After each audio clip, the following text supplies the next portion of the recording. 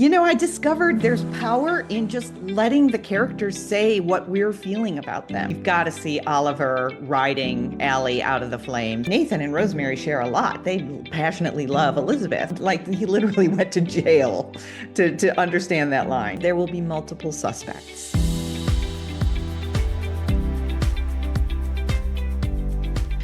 Hi, everybody. Welcome to the Heart in Motion podcast. I'm so excited to welcome showrunner of When Calls the Heart, Joy Gregory, to the podcast today. Hi, Joy. Welcome back. Oh, hello. It's great to be here. Great to see you, Stephanie.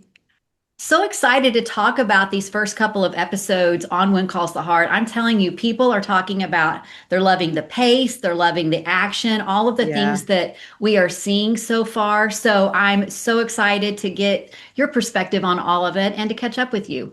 Great. I'm excited to talk about it. Yeah, this first block of episodes, we shoot 2 episodes at a time. So one director shoots a block of 2 episodes, and this first block was challenging. We did a lot. We really stretched our resources for this, but I'm really grateful that people are appreciating it. You guys went all out, really touching on the whole ensemble cast, which I imagine was a massive undertaking in these first 2 episodes. So why was it so important for you to establish Hope Valley as that true ensemble right away this season? Well, I mean, just personally speaking, when I first joined this show in season 12, I was affectionately referring to it as the Gunsmoke of Hallmark. The big gift to me was this inheriting this ensemble of wonderful actors who are all so kind and lovely and selfless, and they don't ask to be, super featured in every episode. Like, they understand that there are limitations to how much we can do, but then so appreciative when we find small morsels that really land and really expand their character. That's what I'm always looking for. How can I honor this beautiful cast of regulars with small but significant moments and storylines, whole storylines when we can. That's always the goal and the hope. So I knew I wanted to launch the season with this community-wide crisis and then call to action with the fire. And it was not only for personal reasons. I've spoken about this elsewhere. I was at the time we were launching our season, I was still housing friends of mine who lost everything. They were not properly notified in Altadena, and they only had what they could grab in 2 hours. And I myself had done the same calculus. Fires were still sparking up everywhere in LA. So I had the experience of leaving town with my family and letting our friends stay in our house, but also asking myself, okay, if the fires start near my house, what am I going to ask my friends to put in their car? So I shrank my life down to 2 bags of what I really felt I could not could give up. And that was such a poignant moment. All this to say, what I was saying at the time, and I activated it as I was approaching these stories, is that fire happened to everyone in Los Angeles. It touched us all. And what I, of course, love about Hope Valley and the show is its community in action, love through community. So as I've said elsewhere, it was a way for me to work through my own trauma of having gone through the fire by making stories of it, which is what I do as a writer. But it was also a way to activate our community in a really beautiful way. Yeah, well, and I know that it's really set the stage and for what's to come as well. So we're excited about that. Thanks. I was reading a few comments online, and I did see some people say, oh my God, it's the 1-year anniversary of the fire. This is not what I want to be seeing on When Calls the Heart. And I just want to say, I'm sorry. I was trying to spin some gold out of this crisis we were all going through. So the healing is coming, I promise. I started to say, that's it. Just stick with it, right? Yeah. Yeah. So you wrote episode 1. Yes. and heard so many amazing comments about it. One thing, and we kind of knew ahead of time that Brooke Shields would be joining the season. And so, Yeah. of course, then we began to wonder, okay, what's that dynamic going to be between Charlotte and Nathan? And Right. you chose for it to be where, when they came back in episode one, that there was some really good conversations growth, we're assuming off screen. So Right. rather than having any sort of reconciliation or getting to know each other in the season, you chose for it to happen off season. So can you talk Yeah. a little bit about that? Well, practically speaking, the show exists on these wonderful sets that we have already built, and the heart of the show is in Hope Valley. How are we going to take the story we gave ourselves at the end of season 12 and move our characters back to our sets in a way that feels organic and character driven and exciting, but also doesn't take up a whole episode? Because, of course, as a writer, my first, week in the room, I was thinking, let's do a whole episode in Cape Fullerton. Let's really explore this exciting opportunity of what is their summer together. But then just practical limitations. We had Brooke for a limited amount of time and we wanted to bring her back in other episodes. And so, and how do we get our people back to Hope Valley quickly? So, how can we give our audience the sense of a whole summer of growth in a very short amount of screen time on one limited set? And those are the kinds of challenges I really love as a writer. Yeah. And it's been fun to kind of watch little subtle moments between, even Elizabeth and Nathan, where it's like, okay, there was growth even Yes. when they were in Cape Yes. Fullerton. Yeah, and I love that, I met with Erin before the season started and she said, I want to change my hair. I think she's been in, Elizabeth's been in a bigger city. She updated her wardrobe with a few pieces. And that gives you a sense too that like life goes on over the summer. And we changed Jada's hair as well. And so, Yeah. so Allie had shorter hair. We loved watching Allie and Elizabeth, Nathan and little Jack as they came back to Hope Valley. A fun little exchange there as they were talking with Oliver. We know that at the end of season 12 that Nathan was a little bit caught off guard that there might be something there between Yeah. Allie and Oliver. So can you talk about the decision to bring Allie and Oliver back together that way in season 13? Oh, I think that was just a bunch of writers who have all been through that awkward teenage first love thing where you're so easily thrown off and out of the flow. You can so quickly become self-conscious, and we thought, well, they were really building intimacy toward the end of season 12. It would continue through letters, which has its own kind of intimacy, which then feels weird and different when you're first back together. Like, oh, you're the person I was writing all those things to. We all related to the awkwardness of that and remembered it and thought, well, this is a fun way to show that they're still orbiting each other, but they weren't literally in each other's orbit. So we just found as much as juice out of that as we could. Love that little moment where Nathan calls her out and she kind of talks under her breath. And I thought typical teenage and the Yes. dad, it was perfect. So Yeah, exactly, exactly. And this season offers a lot of opportunity for growth and challenge and new dimensions between Nathan and Allie as Allie is growing in this way of developing this relationship with Oliver. it'll be great to see how Elizabeth plays into that as well. So Yes. Oh, yes. We found some good stuff for that as well. Yeah. So in episode one, we see the four kids head into the woods. And then, Yes. of course, we have the wildfire. Thankfully, the four of them make it out okay. We Yeah. also know that we had several of our youngsters that graduated last year. So, what can we expect as far as those youth being integrated into the storylines this season? Well, some of our graduates we won't be seeing much of. We're bringing a few back, but mostly our older kids who haven't graduated yet are going to get to have some new relationships with some of our Benson Hills kids who've relocated to Hope Valley until their school can be rebuilt. So that'll offer. Allie for the first time isn't going to be the only alpha, smart, straight A girl in the class, and Opal's going to find an unlikely new friend. So we'll find ways of opening up new dimensions of our older kids with some new arrivals. I love that. That's awesome. Well, and they've just been, it's such a joy to have like that wide variety of Hope Valley members in the community. And man, what an amazing young group of kids Oh, that are a yes. part of this cast. Yes, yes, and our new arrivals are really wonderful actors too. We lucked out. We've got such a great casting director who finds beautiful young people for us, so we Yeah. can really build stories on them. So we were thrilled to see Christopher also come back in episode one. Yeah, Huge Gowen fan, so anytime we get Gowen screen time, and then partnered with Christopher, there was a line that Henry gave his son that just really stood out to me when he said, "You're more than just your job." yeah, And I thought that was such wisdom. So can you talk about, even that line and the decision to yeah. bring these two back together? Oh, well, the decision to bring Christopher back just came from me approaching Martin Cummins, who plays Henry Gowen all these years, all these seasons, and does such beautiful work. And I share the audience's love of that character. And I asked Martin, like, what do you want? And he said, I loved that kid, James Drew Dean, who played my son. I loved doing scenes with that guy.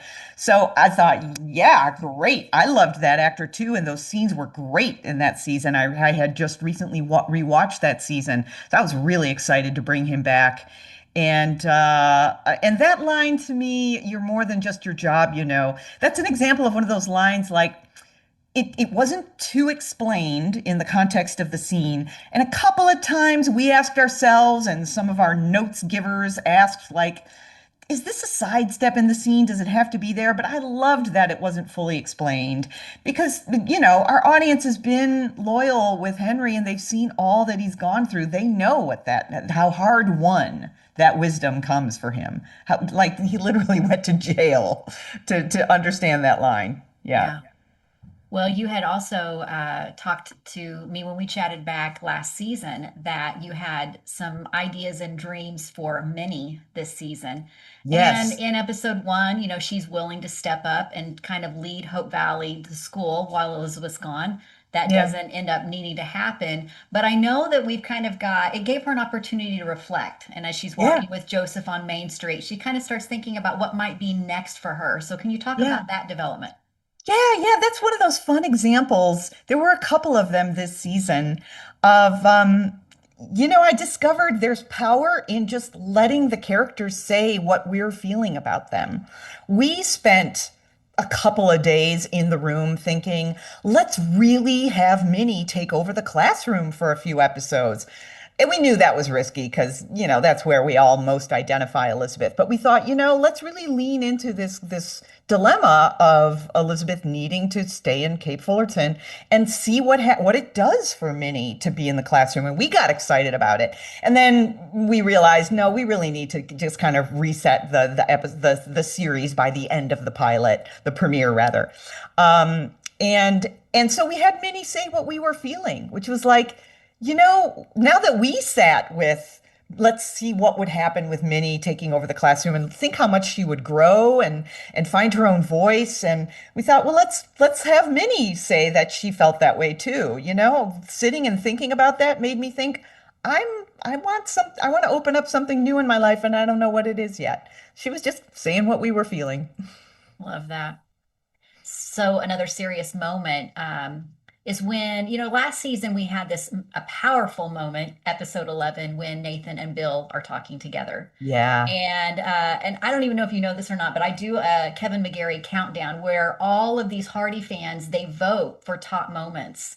That I was didn't his know that. number one moment last year. Oh, Yeah. that was for me too. Yeah, it Yeah. was pretty profound, which I think spoke volumes to, fans, like what they Hmm. love seeing. And so we Yeah. get another pretty serious moment in episode one where instead of it being Bill this time, Nathan goes to Rosemary, just Yeah. trying to, what can I do? The light, we're missing that light, what is going on here? So can you talk about that decision to really Oh, have that moment where Nathan's like, I have to figure out what to do here? yeah. Well, The great joy of writing for a series that's gone on this many seasons is there are still new alliances, new duos, new twosomes to put into a scene and find out who are these two people alone together. And of course, Nathan and Rosemary share a lot. They passionately love Elizabeth. And I realized, oh, I haven't seen a lot of those two really bonding. That's a Venn diagram there that we can explore. And we wanted to activate Nathan, and we thought, well, I felt that when we wrote that storyline for Elizabeth in season 12, that we wanted to honor that this was a challenge unlike anything she had faced before, and except arguably losing her first husband. But this was, all the parents talked about how it's one thing to lose your husband, it's another thing for your kid to be in peril. God forbid anyone has to face either of those, but people do. And so we just thought there's a beautiful scene to be found here that's surprisingly grounded and new between Nathan and Rosemary, acknowledging this is new for our Elizabeth. And I liked that Rosemary was the one to say, you got this. You can figure this out. Just think like Elizabeth. Yeah. That was a big wish for us. I know even back season 10, season 11 for Nathan and Rosemary to start interacting more. We got a little bit of that last season, episode 1, when they have their conversation on Main Street and just Yes. thought, oh, this is so good. So for you to bring it back and then, have Rosemary kind of remind him of that was just so powerful. We're excited to continue to see how those two, interact throughout the season as they support Elizabeth. Yeah, yeah, there's more to explore there for sure. So you guys decide that Nathan's going to ask Skeet, which loved that little, okay, we're going to drop this little nugget at the beginning of the episode Yeah. and bring it back. Love that. How do we get Brandon Ray back on, right? Goodness sakes. So can you talk about, like, as you guys are planning that out, thinking, okay, hey, we're going to drop a plane in Hope Valley. Like, what went into those conversations? Like, can we make this actually happen? Yeah. Well, first of all, we love starting many of some of my favorite stories have started with a tiny nugget of historical fact. Insulin was a breakthrough discovery, how to manufacture synthetic insulin as a way to treat diabetes. 1921, huge breakthrough. Great. Let's build a whole story on that. And this one was just a little line item that 1921-22 was really the beginning of taking air travel and transitioning it from military to the very beginnings of commercial use. And we were just talking about how the first time these Hope Valley folks see an airplane in the sky is going to be huge. And I was reminded, of course, of the balloon that Lucas made happen in a previous season. And this was similar. It was a special effects budget, and we thought it came out great. Yeah, it was just an exciting way for Nathan to have a brainstorm, and it was kind of challenging for our production resources, but they really rose to the challenge and made it look great. So we were really pleased. Will we see the plane anymore this season? Oh man, we talked about it so often. We're all on the same page, guys. We had a whole storyline with that pilot coming back, and it fell away this season, but it's still in our minds. Stay tuned. Well, I know, you mentioned the hot air balloon, and I know you're so amazing about going back and doing your research. And that we've already caught several little moments where we're connecting back to season 9 moments. So the hot air Yes. balloon, Nathan's mustache would be another one. Right. So there's just a lot of little connections that we've, like, Joy's done her research. So Oh yeah, yeah. It was a real pleasure to go back and watch seasons 8 and 9 and 10, where I was really firing on all cylinders watching those. It took me forever to get through them because I kept stopping to take notes. So let's switch gears and talk Great. about episode 2. Yeah, And your writing partner, David Gray, just visited with him, and he great. gave you all of the credit in the idea for the wildfire. So I wanted to definitely get your perspective on that. It puts the wildfire the town and the people to the test with Yeah. characters like at their highest level. I know watching it again last night, we see Nathan rise to the occasion like we've never seen him before. Same with, Hmm. Lee getting up and stepping up as mayor. It was like all hands on deck. So as you're Yeah. having these conversations, really just to shine on these character moments, was that like a pointed conversation about like how can we elevate all of these characters, or did was it just happened, organically? Because it You was know, big. It I was think it goes powerful. back to that comment I made earlier that the LA fires happened to everyone. I had just lived that and was still living it. And so it really was the genesis of the story was this is something that activates Hope Valley. I really wanted to find a way for our characters to coexist in the same frame. What I learned in the shooting of that first block of episodes is that gets challenging for our shooting schedule. One thing I loved that John Tinker, a previous showrunner, did a lot in episodes 8 and 9 is he had interlocking stories in the same kind of setup. We use Yeah. that phrase for, the where the camera is. And he had stories floating in and out of frame. So I was writing away like that, thinking that this is so clever and so efficient. And then I learned when the production team was like this, I learned this new word that I had not heard before in my career, density. The Oh, density of people coming in and out on the same day of shooting. It's a lot for hair and makeup. It's a lot for wardrobe. It's a lot for the wrangling of the background and so I had to pull back from doing quite so much of that, but boy, I was really off my leash for yeah. episodes 1 and 2. And I just loved activating the town and seeing them all come together. That was the gold and the Hope Valley gold of the whole fire story and coming to Benson Hill's aid. Just really showcased how as a community, I know they're, cast acting out as parts, but it Yeah. it's so translated beautifully to, but as a community, when they all come together, they're just so much better. And it was Yes. so evident in the episode. But in the same regard, I know I was watching it going, oh my goodness, look how many people had to have soot and black stuff Yes. Oh, I all know. over. And oh my goodness, what a production. Yeah, yeah, and the flames themselves. One thing I learned, flames are easy apparently. Like they were expensive, like it was a budget concern, and we had to lose a few burning scenes that we had originally in the script because it was just too much. But boy, the first time I saw the special effects footage come back from where we send it to get that done, I was really dazzled. Yeah, it looks great.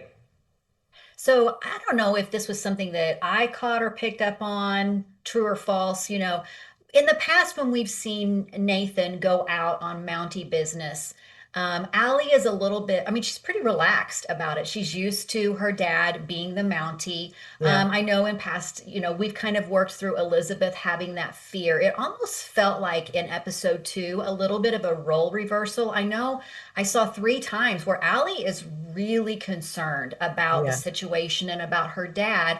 And so I'm wondering, like, is that something that was intentional? And then on also, where's Elizabeth's headspace now in all of this when she knows that Nathan is going out to kind of Yeah.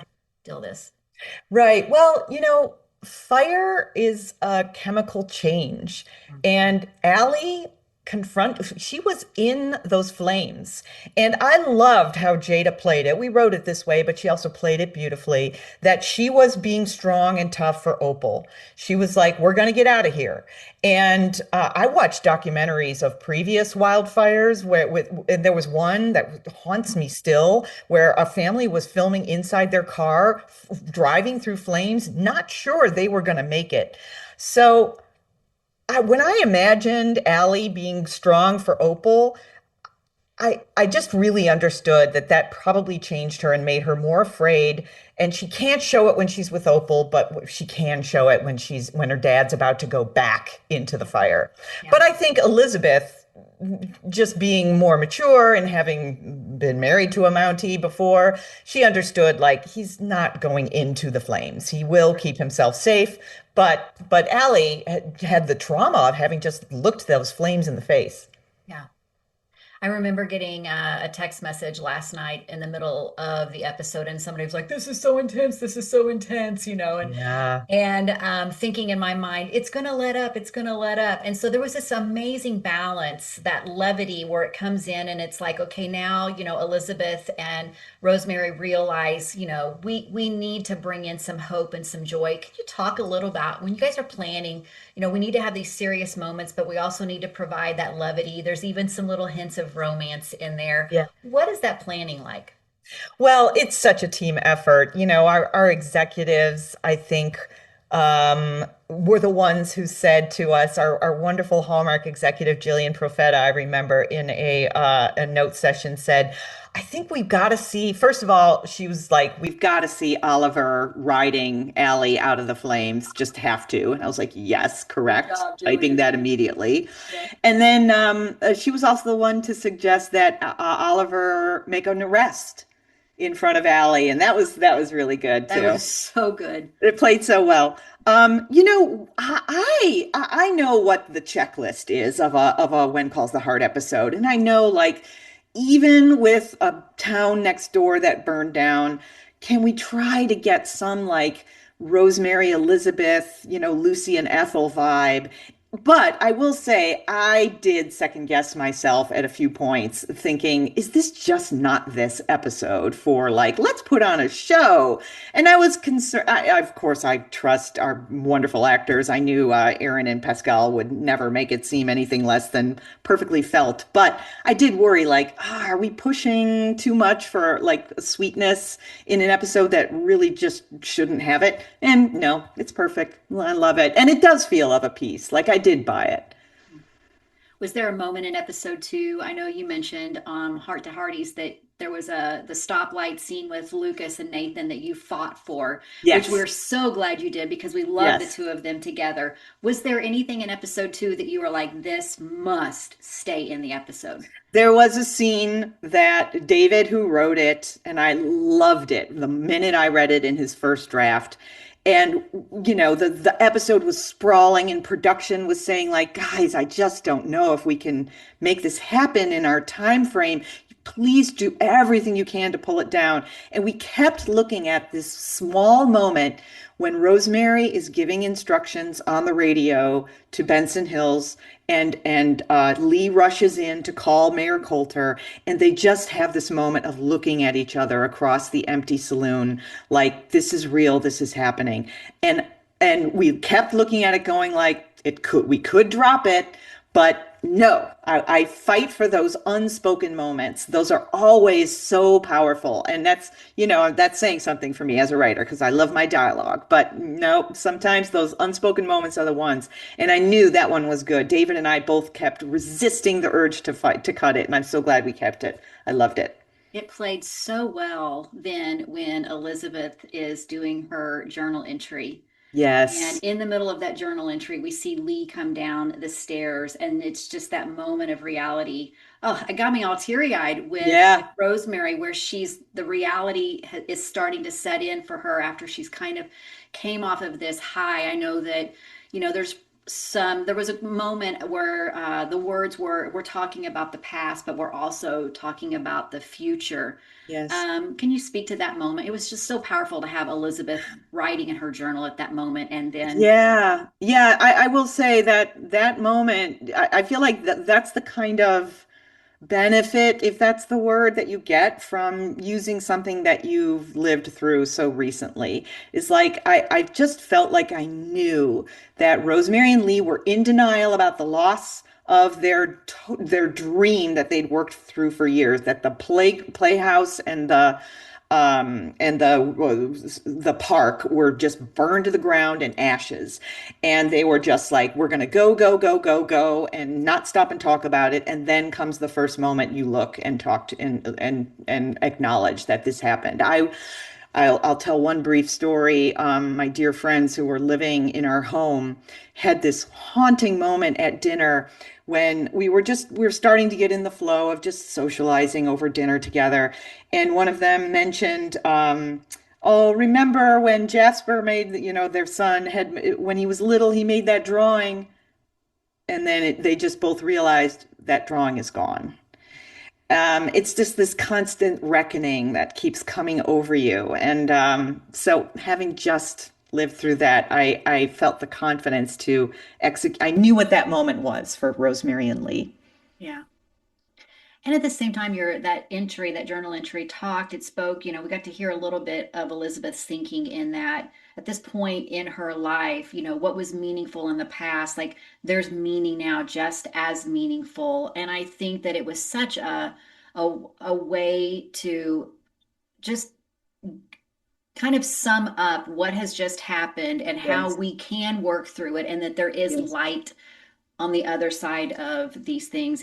I was so happy that Elizabeth was the one to deliver that in the journal entry. Thank you. Yes, and it was also important to us. We didn't do a journal entry in the premiere, so we knew we wanted to return to that, and it really landed for us too. I'm glad it did for you. Thank you.